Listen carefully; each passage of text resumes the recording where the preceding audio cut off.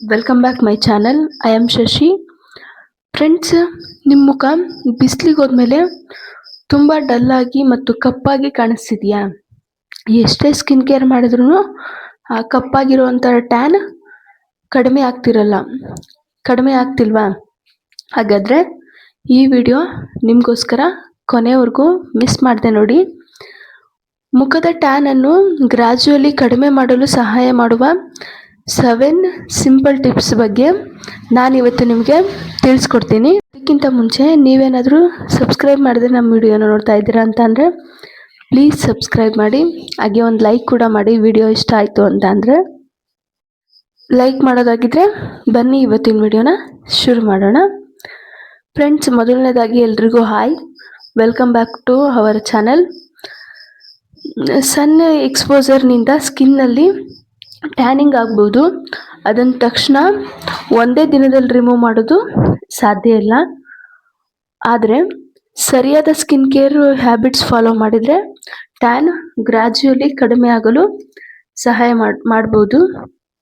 ಇವತ್ತಿನ ಈ 7 ಸಿಂಪಲ್ ಟಿಪ್ಸ್ನ ನೋಡೋಣ ಬನ್ನಿ. ಮೊದಲನೇದು ಟಿಪ್ 1, ಸನ್ಸ್ಕ್ರೀನ್. ಮೊದಲನೇದು ಮತ್ತು ತುಂಬ ಇಂಪಾರ್ಟೆಂಟ್ ಟಿಪ್ಸ್ ಆಗಿರುತ್ತೆ ಇದು. ಹೊರಗೆ ಹೋಗುವಾಗ ಒಂದು ಒಳ್ಳೆ ಸನ್ಸ್ಕ್ರೀನ್ನ ಬಳಸಿ. ಫೇಸ್ ಮಾತ್ರವಲ್ಲದೆ ಎಕ್ಸ್ಪೋಸ್ಡ್ ನೆಕ್ ಭಾಗಕ್ಕೂ ಅಪ್ಲೈ ಮಾಡಬೇಕು. ಹೊರಗಿರುವ ಸಮಯ ಮತ್ತು ಪ್ರಾಡಕ್ಟ್ ಇನ್ಸ್ಟ್ರಕ್ಷನ್ಗೆ ಅನುಗುಣವಾಗಿ ನೀವು ರಿಪ್ಲೈ ಮಾಡುವುದು ಮುಖ್ಯವಾಗಿರುತ್ತೆ.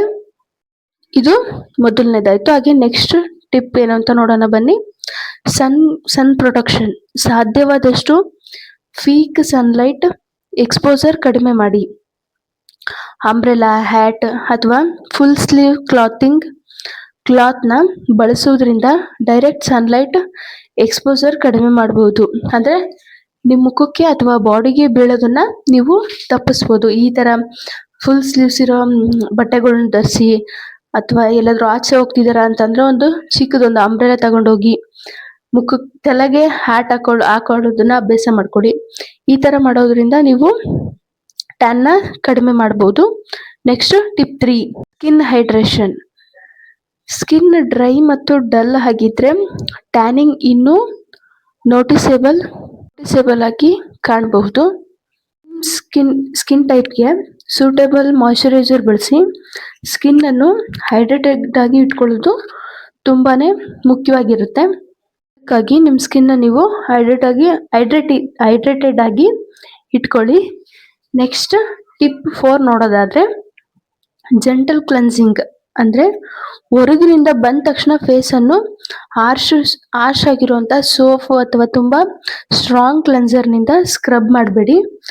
ಜೆಂಟಲ್ ಕ್ಲೆನ್ಸರ್ ಬಳಸಿ ಮುಖವನ್ನು ಕ್ಲೀನ್ ಮಾಡ್ಕೊಳ್ಳಿ ಅಷ್ಟೇ. ನೆಕ್ಸ್ಟು ಟಿಪ್ 5 ಬಂದ್ಬಿಟ್ಟು lemon and harsh dye avoid ಮಾಡಿ. ಟ್ಯಾನ್ ಹೋಗಲಿ ಅಂತ ಡೈರೆಕ್ಟ್ ಲೆಮನ್ ಜ್ಯೂಸ್ನ ಅಥವಾ ತುಂಬ ಹಾರ್ಶ್ ಸ್ಕ್ರಬ್ಗಳನ್ನ ಬಳಸಬೇಡಿ. ಇವುಗಳು ಕೆಲವರಿಗೆ ಇರಿಟೇಷನ್ ಉಂಟು ಮಾಡಬಹುದು ಫ್ರೆಂಡ್ಸ್, ಮತ್ತು ಸ್ಕಿನ್ ಸೆನ್ಸಿಟಿವಿಟಿ ಹೆಚ್ಚಿಸಬಹುದು. ಆದ್ದರಿಂದ ನೀವು ಇವನ್ನೆಲ್ಲ ಡೈರೆಕ್ಟಾಗಿ ಯೂಸ್ ಮಾಡೋದಕ್ಕೆ ಹೋಗಬೇಡಿ. ಸ್ಕಿನ್ಗೆ ಜೆಂಟಲ್ ಕೇರ್ ಕೊಡುವುದು ಉತ್ತಮ. ನೆಕ್ಸ್ಟ್ ಟಿಪ್ 6 ಬಂದ್ಬಿಟ್ಟು ಸಿಂಪಲ್ ನೈಟ್ ರೊಟೀನ್ ಕೂಡ ಇಂಪಾರ್ಟೆಂಟ್. ನೈಟ್ನಲ್ಲಿ ಫೇಸ್ ಕ್ಲೀನ್ ಮಾಡಿ ನಿಮ್ಮ ಸ್ಕಿನ್ಗೆ ಸ್ಯೂಟ್ ಆಗುವ ಮಾಯ್ಶ್ಚರೈಸರ್ ಬಳಸಿ. ಇದೇನಿವರು ಬಿಸಿಲಿಗೆ ಹೋಗುವಾಗ ಟ್ಯಾನ್ನ ರಿಮೂವ್ ಮಾಡೋದನ್ನ ಹೇಳೋದನ್ನ ಬಿಟ್ಟು ನೈಟ್ ರೊಟೀನ್ ಬಗ್ಗೆ ಹೇಳ್ತಿದ್ದಾರೆ ಅಂತ ಅನ್ಕೋಬೇಡಿ. ನೈಟ್ ರೊಟೀನಲ್ಲೂ ಕೂಡ ನಿಮ್ಮ ಫೇಸ್ ಕ್ಲೀನ್ ಮಾಡಿ ನಿಮ್ಮ ಸ್ಕಿನ್ಗೆ ಸೂಟ್ ಆಗುವ ಮಾಯ್ಶ್ಚರೈಸರ್ ಬಳಸೋದು ಕೂಡ ಇಂಪಾರ್ಟೆಂಟ್ ಆಗಿರುತ್ತೆ. ಇದು ಕೂಡ ಟ್ಯಾನ್ ರಿಮೂವ್ ಮಾಡೋದಕ್ಕೆ ಹೆಲ್ಪ್ ಮಾಡುತ್ತೆ. ನೈಟ್ ರೊಟೀನ್ ಸಿಂಪಲ್ ಆಗಿರಲಿ. ಹಲವಾರು ಪ್ರಾಡಕ್ಟ್ಸ್ ಒಂದೇ ಸಮಯದಲ್ಲಿ ಯೂಸ್ ಮಾಡುವ ಅಗತ್ಯವಿಲ್ಲ. ಹಾಗಾಗಿ ನೀವು ಅಗತ್ಯ ಇರೋಂಥ ಪ್ರಾಡಕ್ಟ್ಸ್ಗಳನ್ನ ಮಾತ್ರ ಯೂಸ್ ಮಾಡಿ. Next tip 7, healthy life style. ನಿಮ್ಮ ಓವರಾಲ್ ಸ್ಕಿನ್ಗೆ ಹೆಲ್ತ್ಗಾಗಿ ಬ್ಯಾಲೆನ್ಸ್ಡ್ ಡಯಟ್, ಸಾಕಷ್ಟು ನೀರು ಮತ್ತು ಪ್ರಾಪರ್ ಸ್ಲೀಪ್ ಕೂಡ ಮುಖ್ಯ. ನಾನು ಎಲ್ಲ ವಿಡಿಯೋದಲ್ಲಿ ಹೇಳಿರೋ ಹಾಗೆ ಸ್ಲೀಪ್ ಕೂಡ ಮುಖ್ಯವಾಗಿರುತ್ತೆ. ಒಂದೇ ಒಂದು ಫುಡ್ ಡ್ರಿಂಕ್ ಟ್ಯಾನ್ ಟ್ಯಾನ್ ಅನ್ನು ಮ್ಯಾಜಿಕ್ ರೀತಿಯಲ್ಲಿ ರಿಮೂವ್ ಮಾಡುತ್ತದೆ ಅನ್ನೋ ಅದೇ ತರನಾದ ಫುಡ್ ಮತ್ತು ನೀರು ಟ್ಯಾನ್ ಅನ್ನು ರಿಮೂವ್ ಮಾಡುತ್ತದೆ ಅನ್ನೋಂಥ ಒಂದು ಕ್ಲೈಮ್ನ ನೀವು ನಂಬೋದಕ್ಕೆ ಹೋಗ್ಬೇಡಿ. ಇಂಪಾರ್ಟೆಂಟ್ ಆಗಿ 1 ಅಥವಾ 2 ದಿನದಲ್ಲಿ ಟ್ಯಾನ್ ಕಂಪ್ಲೀಟ್ ಆಗಿ ಹೋಗುತ್ತದೆ ಅಂತ ಎಕ್ಸ್ಪೆಕ್ಟ್ ಕೂಡ ಮಾಡಬೇಡಿ.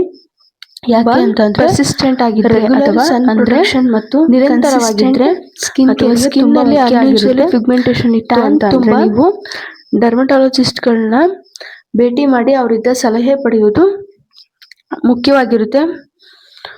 ಹಾಗಾದ್ರೆ ಫ್ರೆಂಡ್ಸ್, ನಾನು ಹೇಳಿಕೊಟ್ಟಿರುವಂತಹ ಈ 7 ಟಿಪ್ಸ್ ನಲ್ಲಿ ನಿಮ್ಗೆ ಯಾವ ಟಿಪ್ಸ್ ತುಂಬಾ ಯೂಸ್ಫುಲ್ ಅನಿಸ್ತು ಅಂತ ಹೇಳಿ ಕಮೆಂಟ್ ನಲ್ಲಿ ತಿಳಿಸಿ. ಓಕೆ ಫ್ರೆಂಡ್ಸ್, ಈ ವಿಡಿಯೋನ ಇಲ್ಲಿಗೆ ಎಂಡ್ ಮಾಡ್ತಾ ಇದ್ದೀನಿ. ವಿಡಿಯೋ ಇಷ್ಟವಾದರೆ ಒಂದು ಲೈಕ್ ಮಾಡಿ, ಶೇರ್ ಮಾಡಿ ಮತ್ತು ಇಂತಹ ಬ್ಯೂಟಿ ಮತ್ತು ಸ್ಕಿನ್ ಕೇರ್ ಟಿಪ್ಸ್ಗಾಗಿ ನಮ್ಮ ಚಾನಲನ್ನು ಸಬ್ಸ್ಕ್ರೈಬ್ ಮಾಡಿ. ಮತ್ತೊಂದು ಇದೇ ಥರನಾದ ಯೂಸ್ಫುಲ್ ವಿಡಿಯೋದಲ್ಲಿ ಮತ್ತೆ ಸಿಗೋಣ. ಬಾಯ್.